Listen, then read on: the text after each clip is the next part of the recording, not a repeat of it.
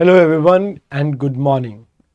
My name is Vivek Sharma and today we're going to discuss about the most important issues of the day.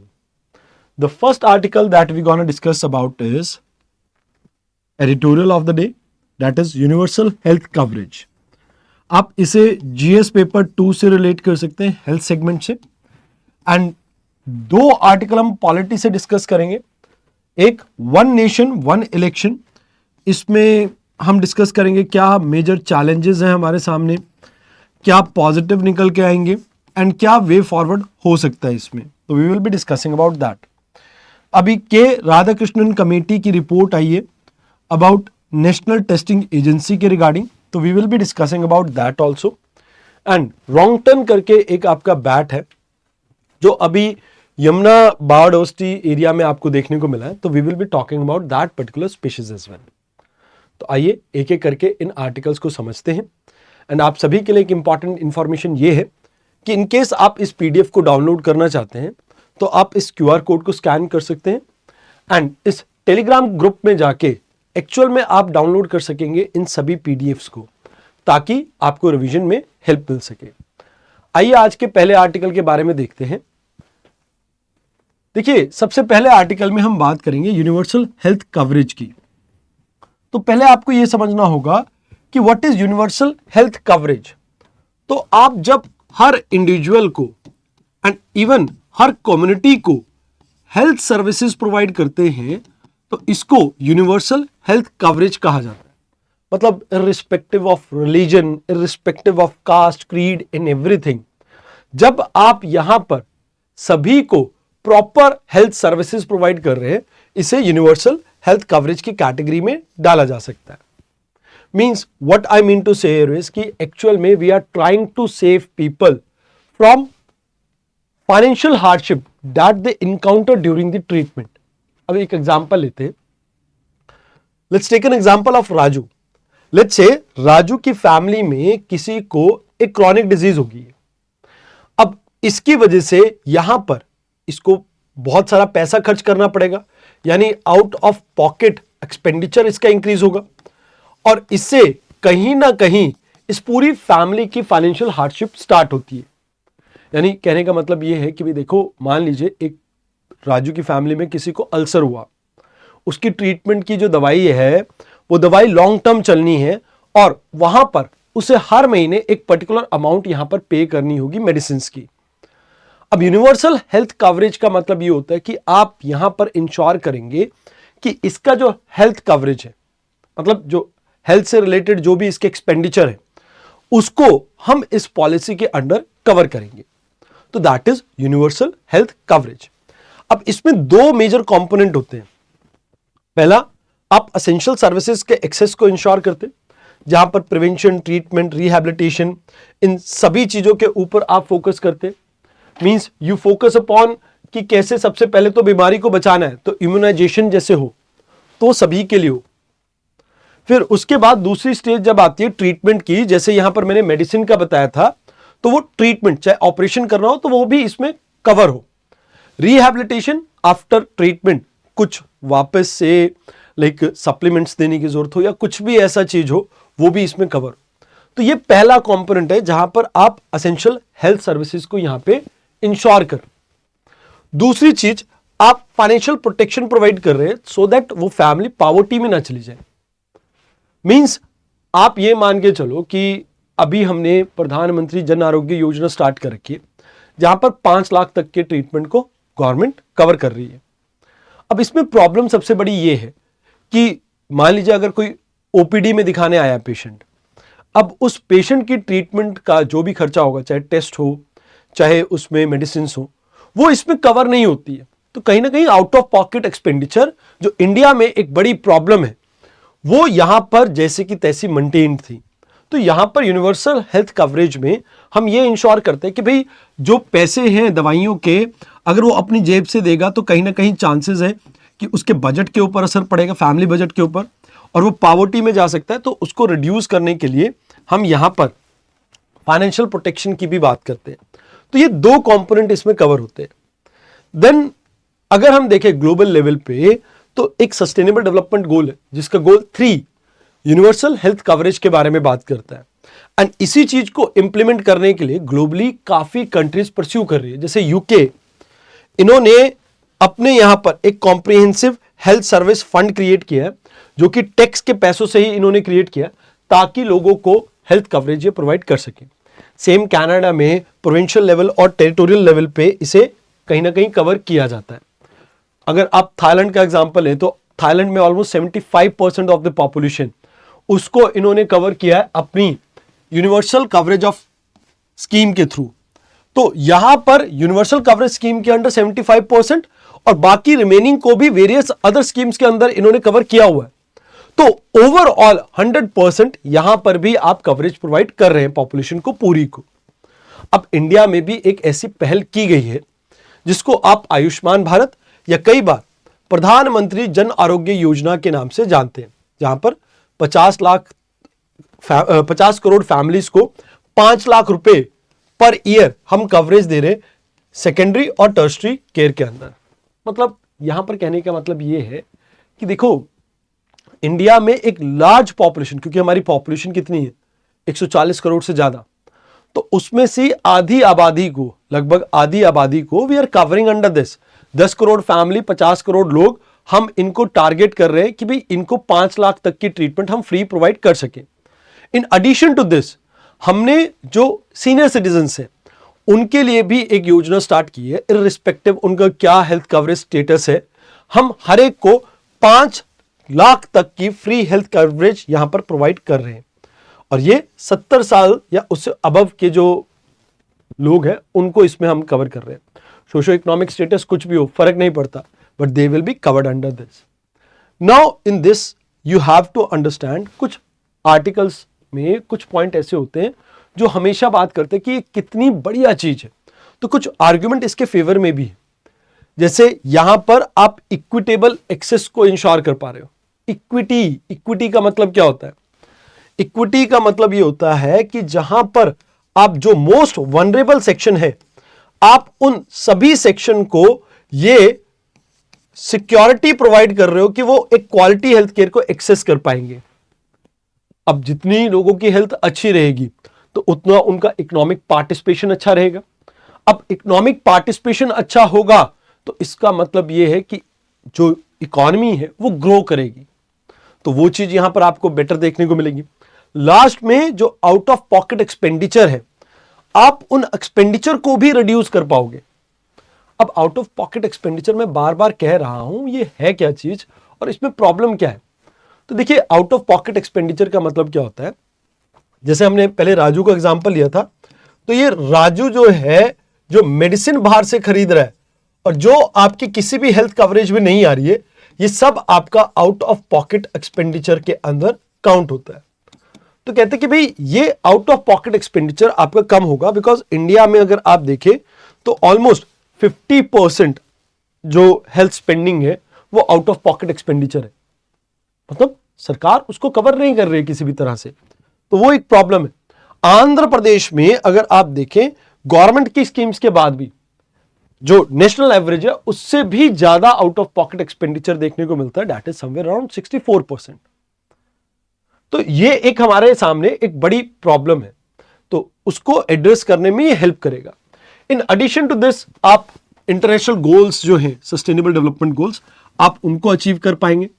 More over, आप public health outcome अपनी improve कर पाएंगे, जहां पर आप disease के cases को रिड्यूस कर पाएंगे, ओवरऑल हेल्थ की मैट्रिक्स को इंप्रूव कर पाएंगे, एंड इससे ओवरऑल जो आपके वेरियस इंडेक्सेस होते हैं आप उसमें भी इंप्रूवमेंट ला पाएंगे। जैसे इंडिया में माल नरिशमेंट की प्रॉब्लम देखने को मिलती है, हंगर इंडेक्स में हम अच्छा परफॉर्म नहीं कर रहे, तो यहां पर होलिस्टिक जो हेल्थ केयर होगा उसमें कहीं ना कहीं हमें इन बातों के ऊपर भी फोकस करना होगा कि जो हमें माल नरिशमेंट इकोनॉमी के अंदर देखने को मिल रहा है हम उसको भी रिड्यूस करें। तो यहां पर अब कुछ चैलेंजेस हैं हमारे सामने। अब पहला तो आउट ऑफ पॉकेट एक्सपेंडिचर का ही है। दूसरा जो चैलेंज है हमारे सामने वो है पर कैपिटा हेल्थ एक्सपेंडिचर का। अब इसको मैं आपको इस तरह से समझाऊंगा कि हर एरिया में प्रॉब्लम अलग अलग है। अलग अलग इन द सेंस कैसे? देखो, अगर आप हिमाचल की बात करें, हिमाचल अच्छा खासा पैसा इन्वेस्ट करता है हेल्थ केयर में, but at the same time Bihar में देखेंगे तो बिहार में ये एक्सपेंडिचर कम है। मोर ओवर अगर आप देखें तो हेल्थ प्रोफाइल भी हर एरिया की डिफरेंट है। जैसे टीनेज प्रेगनेंसी एक बड़ा इशू है वेस्ट बंगाल में, वेयर एज केरला में ये बहुत मिनिमम सा इशू है।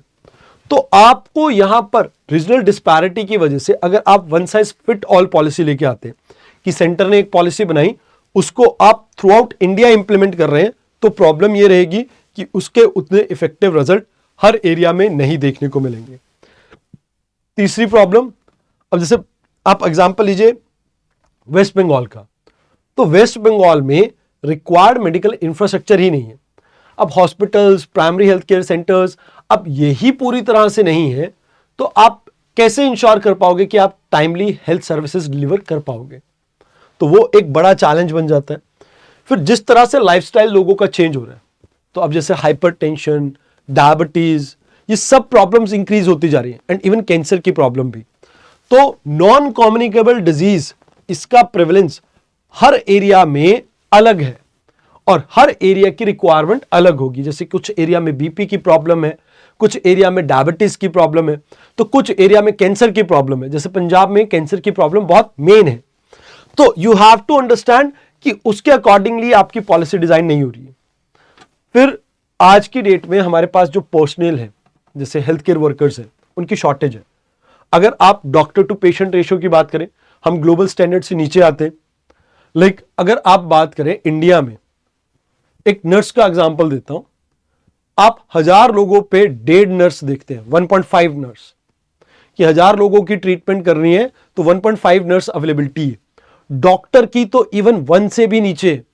तो यू हैव टू अंडरस्टैंड कि रिक्वायर्ड ट्रेंड हमारे पास मैन पावर नहीं है, ह्यूमन रिसोर्स नहीं है, वो एक बड़ा प्रॉब्लम है। एंड इवन अगर आप इसको जोड़ दें, आज की डेट में जो क्लाइमेट चेंज हो रहा है, उससे ये प्रॉब्लम और ज्यादा इंक्रीज होने वाली है। बिकॉज अगर आप देखें, जूनोटिक डिजीज इंक्रीज करेंगी, एंड इवन माइक्रोब्स के पास वो एक सफिशिएंट क्लाइमेटिक कंडीशन डेवलप होती है जहां पर high temperature, high humidity link कर सकते हो आप डायरेक्टली इससे कि माइक्रो ऑर्गेनिजम्स ज्यादा ग्रो करेंगे, इवॉल्व करेंगे, और इससे प्रॉब्लम बढ़ेगी। तो उसके लिए भी हम तैयार नहीं है, उसके लिए भी हमारे पास इंफ्रास्ट्रक्चर नहीं है। और कई बार कल्चरल प्रैक्टिसेस और इवन आपकी हिस्टोरिकल चीजें भी बहुत ज्यादा मायने रखती हैं। जैसे एग्जाम्पल के तौर पे मेंस्ट्रुएशन साइकिल को इंडिया में आप एक टैबू की तरह देखते हैं, बट द थिंग इज, अगर मेंस्ट्रुएशन साइकिल में फीमेल्स को ठीक से केयर ना मिले, तो इससे लॉन्ग टर्म में उन्हें जो सेक्सुअल रिप्रोडक्टिव ऑर्गन्स है उससे रिलेटेड प्रॉब्लम्स हो सकती हैं।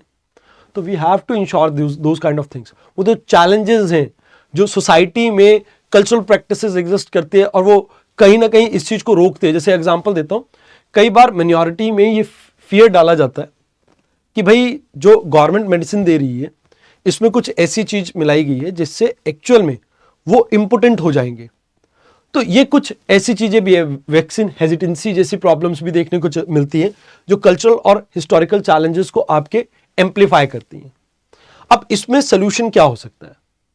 सोल्यूशन बॉटम अप अप्रोच हो सकता है, जहां पर आप लोकल एरियाज के अकॉर्डिंगली पॉलिसीज को डिजाइन करें, where you should understand what is needed in a particular ecosystem and what we need to implement. If there is any gap, that means आपकी जो स्कीम है वो इफेक्टिव नहीं रहेगी।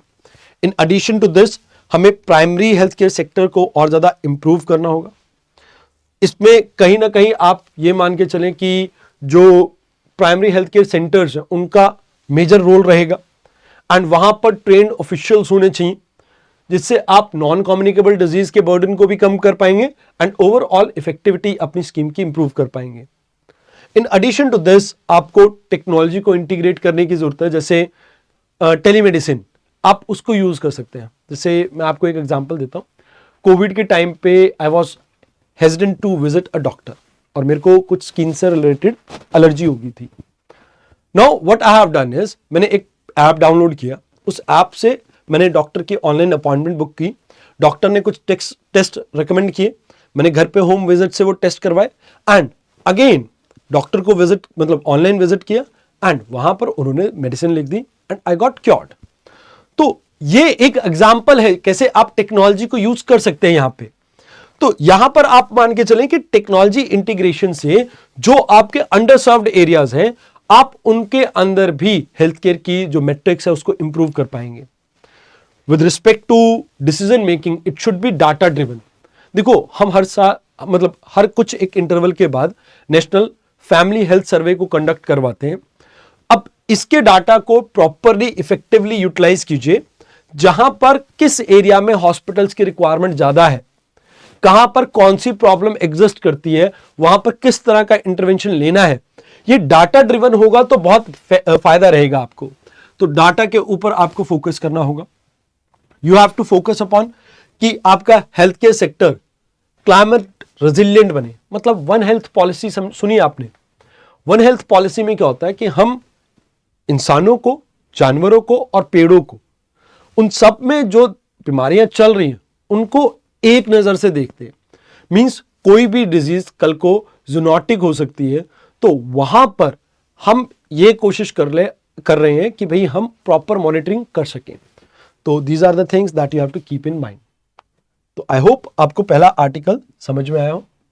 आइए अब बात करते हैं दूसरे आर्टिकल की। दूसरा आर्टिकल लास्ट ईयर इसमें मेंस के ऊपर भी एक क्वेश्चन आपको देखने को मिला था। तो 2 bills on simultaneous election rock parliament. अब देखो, साइमल्टेनियस इलेक्शन क्या है? एक ब्रॉड टर्म है जिसमें आप कह सकते हो कि आप पार्लियामेंट के और स्टेट लेजिस्लेटिव असेंबली के इलेक्शन एक साथ कंडक्ट करवाएंगे। वैसे कई बार इसमें ऐसा भी कह दिया जाता है कि लोकल असेंबलीज के भी, like local assembly in the sense कि पंचायती राज इंस्टीट्यूशन और अर्बन लोकल बॉडीज, इनके भी इलेक्शन साइमल्टेनियसली कंडक्ट करने की कई बार बात की जाती है। अब इंडिया में 1952, 57, 62 एंड 67 में इन सभी केसेस में आपको साइमल्टेनियस इलेक्शन देखने को मिले थे, यानी वन नेशन वन इलेक्शन देखने को मिले थे। बट उसके बाद कुछ असेंबली प्रीमेच्योर डिसॉल्व हुई, कई बार लोकसभा अपने टाइम को कंप्लीट नहीं कर पाई, तो एक एसिमेट्री यहां पर डेवलप हो गई। अब यहां पर इस सभी चीज को अचीव करने के लिए आपको चाहिए कॉन्स्टिट्यूशनल अमेंडमेंट। यूटी के केस में रिक्वायर्ड नहीं है, बिकॉज यूटी के केस में अगर हम बात करें तो यूटी आपकी पर्टिकुलरली सेंटर के डोमेन के अंडर ही आती है। तो जैसे यूटी ऑफ दिल्ली के लिए या आपकी जम्मू कश्मीर के लिए, उन सब के लिए इन एक्ट्स में अमेंडमेंट करनी पड़ेगी। बट बाकी चीजों के लिए you need to have constitutional amendment. तो कॉन्स्टिट्यूशन में आपके 3 प्रोविजंस है। आर्टिकल 83 इसको अमेंड किया जाएगा, जहां पर लोकसभा की ड्यूरेशन के बारे में बात की जा रही है। आर्टिकल 172 जहां पर स्टेट लेजिस्लेटिव असेंबली के आप ये बात कर रहे हैं कि कैसे वो डिसॉल्व होते, तो उस केस में किस तरह से वर्कआउट करना है। एंड आर्टिकल 372 यहां पर पार्लियामेंट की पावर लेजिस्लेट करने में इंक्रीज कर रहे हैं साइमल्टेनियस इलेक्शन को लेके। तो ये 3 आर्टिकल में मेजर चेंजेस आएंगे। उसके अलावा एक चौथा आर्टिकल है, article 82 clause A sub clause 4। इसमें हम साइमल्टेनियस इलेक्शन को डिफाइन करते हैं कि भाई जहां पर लोकसभा और स्टेट असेंबली के इलेक्शन एक साथ होंगे। तो यहां पर मान लीजिए अगर मिडवे में कोई भी आपकी चीज डिसॉल्व होती है तो वो रिमेनिंग टर्म के लिए इलेक्ट की जाएगी। मतलब यहां पर मिड टर्म में क्या कह रहे हो कि भाई अगर लोकसभा डिसॉल्व हुई मिड टर्म में, तो रिमेनिंग टाइम के लिए ही उसको लोकसभा को कॉन्स्टिट्यूट किया जाएगा। And same goes with the state government as well. तो स्टेट लेजिस्लेटिव असेंबली में भी ये सेम रहेगा। अब इस पूरे मैकेनिज्म की अगर हम बात करें तो इलेक्शन कमीशन का इसमें रोल रहेगा कि ये इस चीज को इफेक्टिवली इंप्लीमेंट करेगी। बट इलेक्शन कमीशन ने अपनी वेरियस रिपोर्ट्स में इस बात को कहा है कि भाई ये साइमल्टेनियस इलेक्शन आपके काफी इम्प्रैक्टिकल है। अब इम्प्रैक्टिकल क्यों है? कहते हैं एक्चुअल में यहां पर आप मान के चले फेडरलिज्म और ऑटोनॉमी का कंसर्न है। पहली चीज कि भाई देखो, फेडरलिज्म क्या कहता है कि आपके स्टेट और सेंट्रल गवर्नमेंट अलग है। अब अगर वो अलग है तो यहां पर साइमल्टेनियस इलेक्शन में कहीं ना कहीं आप स्टेट की पावर को सर्व कर रहे हो, कहीं ना कहीं उन्हें ओवरटेक कर रहे हो, तो वो एक प्रॉब्लम है। फिर प्रैक्टिकल चैलेंज है। प्रैक्टिकल चैलेंज क्या है? साइमल्टेनियसली इतने बड़े इलेक्शन को कंडक्ट करना इतनी बड़ी डेमोक्रेसी में, that is practically impossible, next to impossible. क्योंकि आप आज की डेट में अगर लॉजिस्टिक की बात करें, इतनी ईवीएम वीवीपैट मशीन्स कहां से आएंगी? वो हमारे सामने एक बड़ा चैलेंज रहेगा। अब ये तो सॉरी ऑपरेशनल चैलेंज की बात होगी। प्रैक्टिकल चैलेंज हमारे सामने ये है कि आप ये मान के चलो कि जो स्टेट असेंबलीज हैं इनको इनसिंक करना, मतलब कुछ स्टेट असेंबली की टर्म्स को आपको एक्सटेंड करना पड़ेगा, कुछ को रिड्यूस करना पड़ेगा। अब कौन सी स्टेट है जो इसके लिए एग्री करेगी, तो वो एक प्रॉब्लम है। फिर कॉन्स्टिट्यूशनल कंसर्न है कि आपको इसको अप्रूव करने के लिए स्पेशल मेजॉरिटी चाहिए, जो कि एक बड़ी प्रॉब्लम रहने वाली है। In addition to this there is also a problem with respect to basic structure के वायलेशन का, क्योंकि बेसिक स्ट्रक्चर क्या कहता है कि भाई फेडरलिज्म आपका बेसिक स्ट्रक्चर का पार्ट है एंड फेडरलिज्म को आप किसी भी पार्ट में वायलेट नहीं कर सकते किसी भी तरह से। तो वो एक मेजर कंसर्न हमारे सामने यहां पर बनके आता है। बाकी जैसे साइमल्टेनियस इलेक्शन होंगे तो नेशनल इश्यूज आपके रीजनल इश्यूज को ओवरकम करेंगे, तो कहीं ना कहीं जो नेशनल पॉलिटिक्स है वो रीजनल इश्यूज को कहीं ना कहीं डिल्यूट कर देगी। तो वो एक बड़ी प्रॉब्लम हो जाती है कि मान लीजिए अब मेरा शहर है, मेरे शहर में मुझे प्रॉब्लम है कि भाई सड़कें टाइमली नहीं बन रही है। अब मैं यहां पर लोकल पॉलिटिकल पार्टी को उस बेसिस पे यहां पर वोट करूंगा, बट नेशनल इलेक्शन में मेरी सोचने की क्षमता अलग वर्क कर रही होगी, मैं अलग तरीके से सोच रहा हूँ। तो ये एक प्रॉब्लम है जिसको यहां पर एड्रेस करने के लिए आपको कुछ करना चाहिए। तो ये कुछ चैलेंजेस है जिसकी वजह से इवन इलेक्शन कमीशन भी ये कहता है कि it's practically impossible for us to conduct such a huge election in a such a limited period of time. But there are several benefit like this. आपकी ओवरऑल कॉस्ट डिक्रीज करेगी election conduct करने की। More over governance में आपकी stability आएगी। Stability in the sense, देखो अभी problem हमारे सामने क्या होती है कि भाई फ्रीक्वेंट इलेक्शन होते हैं जिसकी वजह से मॉडल कोड ऑफ कंडक्ट आपका इंप्लीमेंट होता है, तो पॉलिसी में बार बार आपको एक तरह से रुकावट देखने को मिलती है। अब प्रॉब्लम क्या होती है, जैसे अभी महाराष्ट्र में इलेक्शन थे तो हमारे मोदी साहब वहां पर बिजी थे, अमित शाह भी वहीं पर बिजी थे, वेरियस मिनिस्टर्स वहां पर बिजी थे, तो गवर्नेंस कैसे वर्क करेगी। तो यहां पर इसलिए जरूरी है कि ये चीज हो। अब मॉडल कोड ऑफ कंडक्ट आपका आ जाता है तो आपको वेलफेयर पॉलिसीज या वेरियस गवर्नमेंट डिसीजन मेकिंग में प्रॉब्लम आती है, क्योंकि मॉडल कोड ऑफ कंडक्ट के टाइम पे आप नई पॉलिसीज वगैरह अनाउंस नहीं कर सकते, तो वो एक प्रॉब्लम आ जाती है। तो वो प्रॉब्लम को ओवरटेक करने के लिए, ओवरकम करने के लिए यहां पर साइमल्टेनियस इलेक्शन करवाना बहुत जरूरी है। अब इसके साथ साथ एक चीज और भी आप यहां पर ध्यान में रख सकते हैं कि वोटर टर्नआउट, क्योंकि देखो 5 साल में एक बार इलेक्शन होना है। अब इसमें लोगों का कॉन्फिडेंस इंक्रीज होता है तो वोटिंग परसेंटेज आपकी इंक्रीज करेगी। और इवन अगर आप देखें तो सिक्योरिटी फोर्सेस और एडमिनिस्ट्रेटिव मशीनरीज, इनके ऊपर भी आपका असर रिड्यूस होगा। अब एक एग्जांपल देता हूं, नॉर्मली जो स्कूल के टीचर्स होते हैं उनकी इलेक्शन ड्यूटीज लगती है, इससे स्कूल की एजुकेशन इंपैक्ट होती है। अब स्टेट लेजिस्लेटिव असेंबली के इलेक्शन है तब टीचर 10 दिन छुट्टी पे है, मतलब इलेक्शन ड्यूटी पे है। फिर आपके लोकसभा के इलेक्शन में फिर 10 दिन की छुट्टी पे चले गए, मतलब ड्यूटी पे चले गए। एंड जो पंचायती राज के इलेक्शन है तब फिर से यहाँ पर इलेक्शन ड्यूटी लगी। तो ओवरऑल अगर बात करें तो आप ये मान के चलो टाइम एंड अगेन ये एक बड़ी प्रॉब्लम हमारे सामने रहती है कि एडमिनिस्ट्रेटिव एफिशिएंसी पे असर पड़ता है इससे। तो इसको भी ठीक करने के लिए हमने यहां पर साइमल्टेनियस इलेक्शन को प्रपोज किया। अब इसको कब इंप्लीमेंट किया जाएगा, 2029 मोस्ट प्रोबेबली, या 2034 में प्रोबेबिलिटी है। अगर ये पास हो जाता है तो यहां पर इस आर्टिकल में आपको इतना ही याद रखने की जरूरत थी। आइए अब बात करते हैं आज के तीसरे आर्टिकल की, that is related to Radhakrishnan committee. अब देखो ये तो आप सभी को पता है कि रिसेंटली एक यूजीसी नेट का पेपर आपका लीक हुआ था, अंडर ग्रेजुएट का आपका एक पेपर लीक हुआ था। अब इस क्वेश्चन पेपर लीक होने के बाद गवर्नमेंट ने क्या किया, एक हाई लेवल एक्सपर्ट कमेटी बनाई जिसका नाम था के राधाकृष्णन कमेटी। कि राधाकृष्णन जी ने इसे लीड किया था। तो इन्होंने कहा कि सबसे पहले तो आप एम्पावर और अकाउंटेबिलिटी को इंश्योर करो, जहां पर आप एक ऐसी अथॉरिटी को एस्टैब्लिश करो जो अपने अंडर कुछ सब कमेटीज रखे, जैसे ऑडिट्स के लिए, एथिक्स एंड ट्रांसपेरेंसी के लिए, स्टाफ कंडीशन के लिए, स्टेक होल्डर रिलेशनशिप्स के लिए। मतलब आप अगर यहां पर किसी को लाइक अपॉइंट भी करना चाहते हो तो वो एटलीस्ट एक ऑफिशियल हो, एडिशनल सेक्रेटरी लेवल का, उससे छोटे लेवल का ना हो।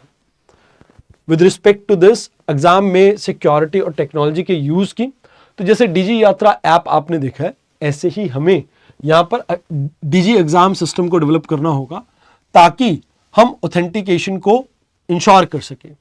बाकी प्रिवेंटिव मेजर्स, पेपर लीक को लेके, इंपर्सनेशन को लेके और बाकी माल प्रैक्टिसेस को लेके भी हम इंश्योर करेंगे। अब यहां अगर आप देखें तो सबसे बड़ी एक प्रॉब्लम आती है हमारे सामने कि एंट्रेंस एग्जाम मल्टीपल है और इन एग्जाम्स को कंडक्ट करवाना एनटीए की रिस्पॉन्सिबिलिटी है। तो कहते हैं कि भाई देखो, हायर एजुकेशन के जो एग्जाम्स हैं उसमें आप अपनी रिस्पॉन्सिबिलिटी लिमिटेड कर लो।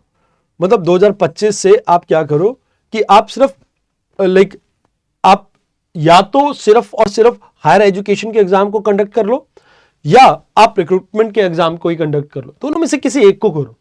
यहां पर दोनों फंक्शंस करने की आपको जरूरत नहीं है। तो यहां पर इन्होंने सजेस्ट किया कि भी आप डिसकंटिन्यू कर दो रिक्रूटमेंट एग्जाम्स को जो 2025 से होने वाले हैं, तो आप उसको बंद कर दीजिए और यूजीसी जैसे पेपर जो हो वो साल में एक बार ही हो, ऐसा भी इनका कहना है। अब मल्टी स्टेज एग्जाम जो होते हैं, खासकर जैसे कई बार एक प्रॉब्लम आती है कि भाई मल्टी स्टेज एग्जाम्स या मल्टी टाइमिंग पे जो एग्जाम होते हैं, तो उसमें सबसे बड़ी प्रॉब्लम क्या होती है कि कई बार कहते हैं कि भाई मॉर्निंग पेपर इजी था, इवनिंग पेपर मुश्किल था, तो वो पैरिटी नहीं बन पाती। तो कहते हैं आप एक काम कीजिए, आप ना यहां पर एक प्रोसीजर डेवलप करो कि जो सब्जेक्ट या स्ट्रीम वेरी करती है, आप उन स्ट्रीम के अकॉर्डिंगली टाइम को डिवाइड कर दो। जैसे फॉर एग्जांपल सुबह इंग्लिश वालों का पेपर था, शाम को मतलब इंग्लिश लिटरेचर वालों का पेपर था, शाम को आपने बायोलॉजी वालों का कर दिया, फिर फिजिक्स वालों का कर दिया। मतलब दीज काइंड ऑफ थिंग्स कि आप रादर देन मल्टी सेशन जो टेस्टिंग हो रही है वहां पर आप हर कैंडिडेट, हर फील्ड के कैंडिडेट को एंटरटेन कर रहे हो, आप उसमें एक सेग्रीगेशन लेके आओ। तो ऐसे कुछ रिकमेंडेशन के साथ इस कमेटी ने लास्ट में कहा कि भाई देखो, हमें एक कॉम्प्रिहेंसिव सिक्योरिटी मेजर को डेवलप करना पड़ेगा कि कैसे एग्जाम पेपर को हैंडल करना है, कैसे एग्जाम सेंटर को सिलेक्ट करना है, कैसे अनयूज्ड पेपर ओएमआर शीट्स को हैंडल करना है एंड कैसे रिजल्ट्स को आप डिक्लेयर करते हो। तो अगर ये रिकमेंडेशन मानी गई तो काफ़ी अच्छे इम्पैक्ट आपको देखने को मिल सकते हैं। बट फिलहाल के लिए आपको ये रिकमेंडेशन प्री के अकॉर्डिंगली, तो बस आप ये याद रखना कि नेशनल टेस्टिंग एजेंसी एजुकेशन और इन मतलब जो पेपर कंडक्ट होता है उससे रिलेटेड थी ये के राधाकृष्णन कमेटी। मेंस में अगर आपको बताना हो कि कैसे ये प्रॉब्लम्स आप सॉर्ट कर सकते हो तो आप इस कमेटी की एक दो रिकमेंडेशन को वहां पे मेंशन कर सकते हो। एज सच कमेटी के ऊपर पूरा क्वेश्चन आने की प्रोबेबिलिटी बहुत कम है। नाउ अब ये चीजें समझने के लिए कि भाई कौन सा चीज प्री के लिए इंपॉर्टेंट है, कौन सी चीज मेंस के लिए इंपॉर्टेंट है, अगर आप 2025 का एग्जाम दे रहे हो तो ये मैं आपकी हेल्प कर सकता हूं अगर आप हमारे क्रैश कोर्स में इनरोल करते हैं। इस क्रैश कोर्स में आपने करना कुछ नहीं है, इनरोल करने के बाद आप मेरी क्लास देखिए। मेरी क्लास में मैं आपको समझाऊंगा कि किसी टॉपिक पे कैसे यूपीएससी क्वेश्चन पूछता है, जिससे आपको एक प्रॉपर इंसाइट मिल पाएगा एंड ये इंसाइट आपके एग्जाम में आपको एग्जाम क्रैक करने में हेल्प कर सकता है। तो याद रखना, अगर आपने इनरोल करना है तो आप मेरा कूपन कोड यूज कर सकते हैं, दैट इज VSHMA। आइए अब बात करते हैं अगले आर्टिकल की। यमुना बायोडायवर्सिटी पार्क में अभी रिसेंटली एक बैट मिला, that is Wroughton free tail bat. Usually अगर हम बात करें वेस्टर्न घाट का ये एनिमल है, उसके अलावा जैंतिया और कंबोडिया में भी थोड़ा बहुत देखने को मिल जाता है, बहुत ज्यादा नहीं। ये damp, dark and slightly warm location prefer करता है, खासकर केव टिपिकली उनमें ये मिलता है।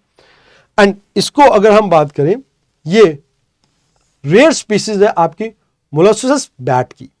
तो इसका वैसे अपने आप में अगर आप देखें तो एक यूनिक रोल है एनवायरनमेंट के अंदर, क्योंकि ये ब्रीड करता है कॉलोनीज के अंदर। तो कहते हैं कि भाई इसकी पॉपुलेशन जो है वो इंसेक्ट्स के फैलने में रोक लगाता है। बेसिकली ये फीड करता है इंसेक्ट्स में, तो इंसेक्ट कंट्रोल करने में इसका इंपॉर्टेंट रोल है एंड इवन पॉलिनेशन में भी ये हेल्प कर सकता है। इसकी फ्लाइंग कैपेबिलिटीज अच्छी हैं, तो काफी लंबी दूरी तक ये आपका मतलब फ्लाई कर सकता है।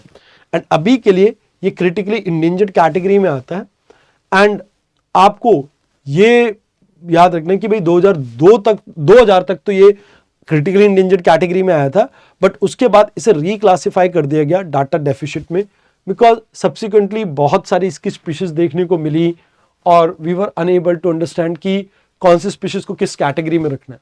तो अभी के लिए डाटा डेफिशिट कैटेगरी में आता है, पहले ये आपका क्रिटिकली इंडेंजर्ड कैटेगरी में आता था। तो आज के इस आर्टिकल में इतना ही था। आई होप आपको आज का लेक्चर पसंद आया हो। पसंद आया हो तो जाने से पहले लाइक बटन जरूर से प्रेस करना। तो आज के लिए इतना ही, धन्यवाद।